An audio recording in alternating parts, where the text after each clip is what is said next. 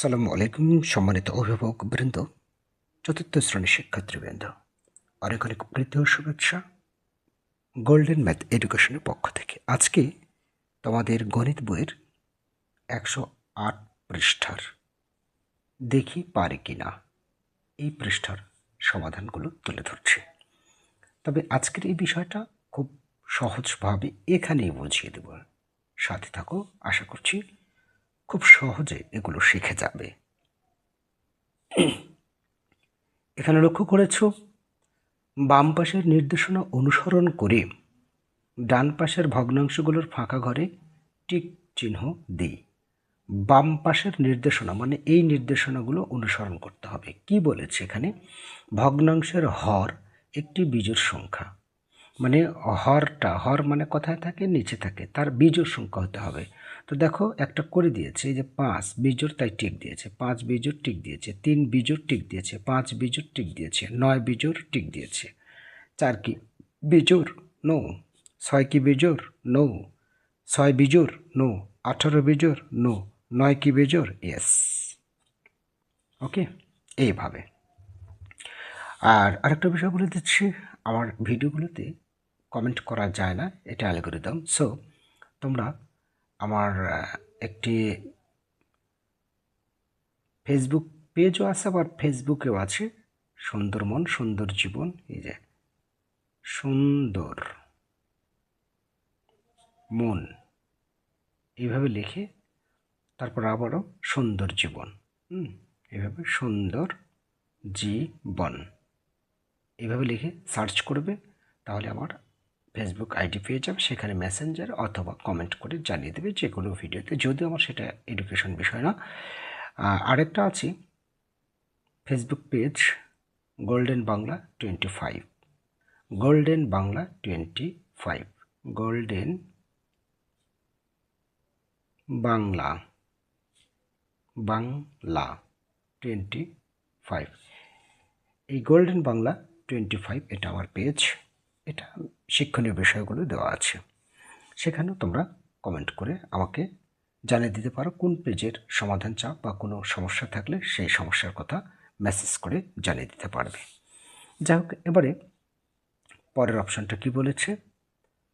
ভগ্নাংশের লব 1, লব 1 যেখানে, এই যে লব মানে উপরেরটা, তাহলে এখানে লব 1, এখানে আছে লব 1, এখানে লব 1, তারপর হচ্ছে তোমার 3 নিচে 6, ভগ্নাংশের লব লব লব লব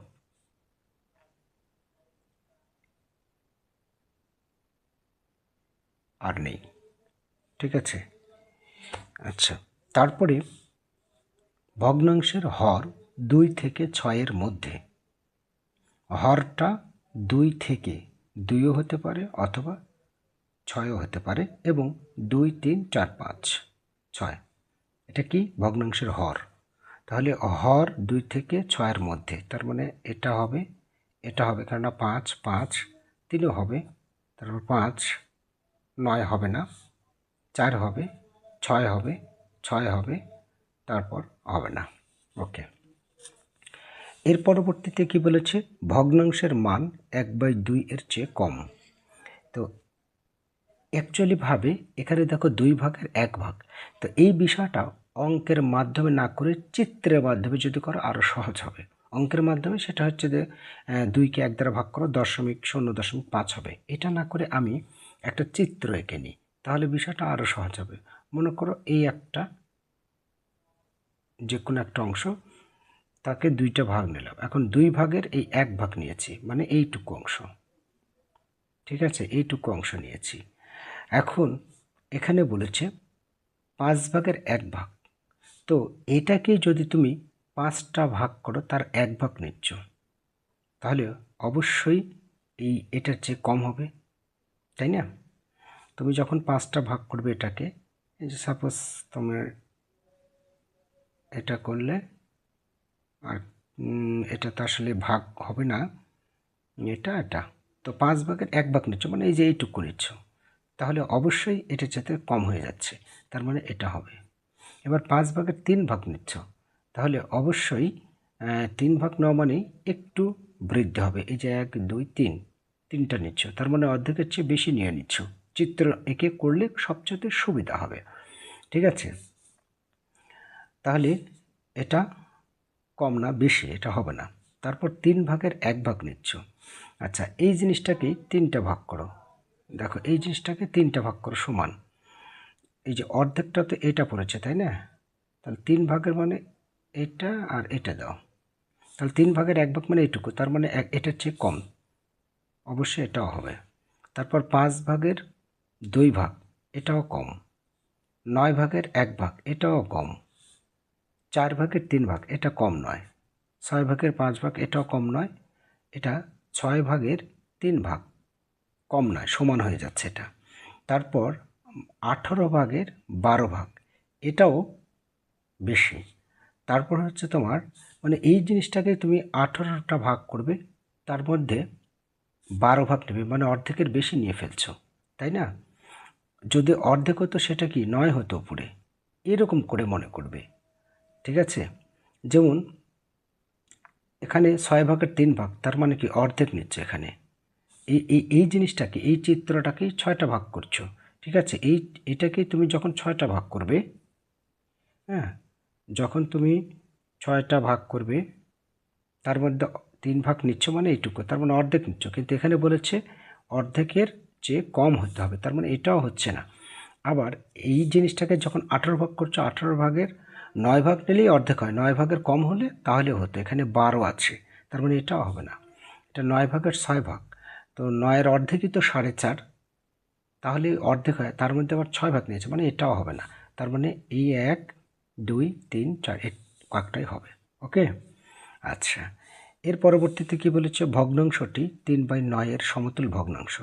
এখন 3/9 এর সমতুল ভগ্নাংশ, 3/9 এর সমতুল ভগ্নাংশ দুইভাবে হয়, এক গুণ করে আর ভাগ করে। একই সংখ্যা দ্বারা এই লবকে এবং হরকে ভাগ করা যাবে, আবার গুণও করা যাবে। সেই ক্ষেত্রে আমরা যদি ভাগ করি, 3 দ্বারা ভাগ করি, তাহলে 3 দ্বারা 3 ভাগ করলে 1, 3 দ্বারা 9কে ভাগ করলে 3, এরকম যদি থাকে সেটাও হবে। যেমন 1/3 আছে না, এটাও সমতুল ভগ্নাংশ। তারপর তোমার এখানে 3/9 আছে, এটাও হচ্ছে না। 5/6, 3/4 হচ্ছে না, 3/6 হচ্ছে না। সমতুল ভগ্নাংশ 2 দ্বারা গুণ দিলেও 3 দুগুণ 6, 9 দুগুণ 18 হবে, তাও হচ্ছে না। আর এটা হচ্ছে যে 3 4 12, 3 নং 27 হচ্ছে না। তারপর তোমার এটা 6 আছে, এটা 9 আছে, হচ্ছে না। তার মানে এই একটাই আছে, 1/3। এই ভগ্নাংশটি 3/9 এর সমতুল ভগ্নাংশ। তো 3/9 এর সমতুল ভগ্নাংশ এই একটাই আছে, শুধু আমরা এই একটাই পাচ্ছি। কেননা 2 দ্বারা গুণ দিলেও 3 দুগুণ 6 হয়, আর 9 দুগুণ 18 হয়, 6-এর নিচে 18 হয়। ঠিক আছে, এই 6-এর নিচে 18 নেই, সুতরাং একটাও নেই।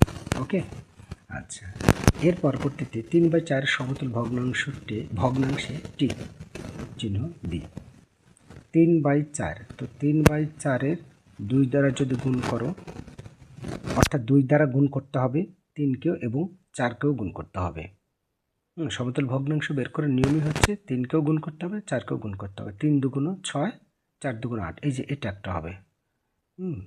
এই যে এটা একটা হবে। আচ্ছা, তারপরে তোমার এখানে আরও কিছু আছে কিনা দেখি। যদি আমি 4 দ্বারা, আচ্ছা 5 দ্বারা গুণ করে দেখি, 3 5 15, 15, আর 5 দ্বারা গুণ করলে 4 5 20, 15 আর 20, হ্যাঁ এটা হচ্ছে এই যে এটা। ঠিক আছে, অর্থাৎ এই যে এটা। তারপরে 5 দ্বারা 6 দ্বারা গুণ করলে 3 6 18, 4 4 24, আরেকটা হচ্ছে এই যে এটা। 6 দ্বারা গুণ করলে এটা হচ্ছে। ঠিক আছে, ওকে, আর হবে না। ওকে, এই তিনটেই হবে। নিচের হিসাবগুলো করি। ওকে, আমরা হিসাবগুলো করি, দেখি পারে কি না, তাই না? আচ্ছা, এখানে 5-এর নিচে 6, 1-এর নিচে 6, লব হর দুটো সমান, তার মানে লসাগু 6 সমান সমান, যেহেতু 6 6 6 হবে।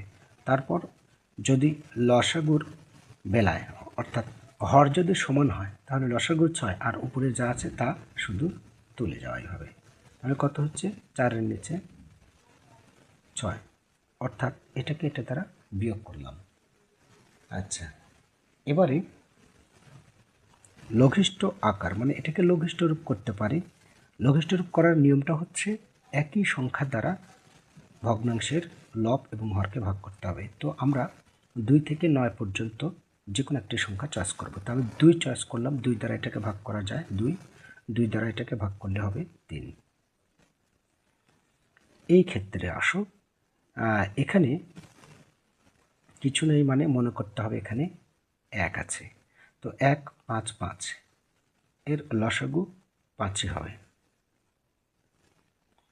লসাগু যখন 5 হবে এখানে কত হচ্ছে, এখানে যেহেতু 1 আছে সুতরাং 1 দ্বারা এই 5কে ভাগ করো, 5ই হবে। তাহলে 5 দ্বারা এই 1কে গুণ করো, 5 1কে 5, তারপর এখানে 5 এখানে 5, 5 দ্বারা 5কে ভাগ করলে 1, 1 দ্বারা উপরের সাথে গুণ করবে 2, অনুরূপভাবে এখানে 1ই হবে। 5 2 7, অর্থাৎ এটা আর এটা যোগ করলাম আর এই 1 এখানে নিলাম, নিচে 5, উপরে থাকলো হচ্ছে তোমার 6 আর এখানে থাকলো 5, এটাই অ্যান্সার। ঠিক আছে, তাহলে আজকে 108 পৃষ্ঠার এই সমাধানগুলো থাকলো। আগামী দিনে ইনশাল্লাহ অনুশীলনীর সমাধান তুলে ধরবো। ভালো থেকো, আল্লাহ হাফেজ।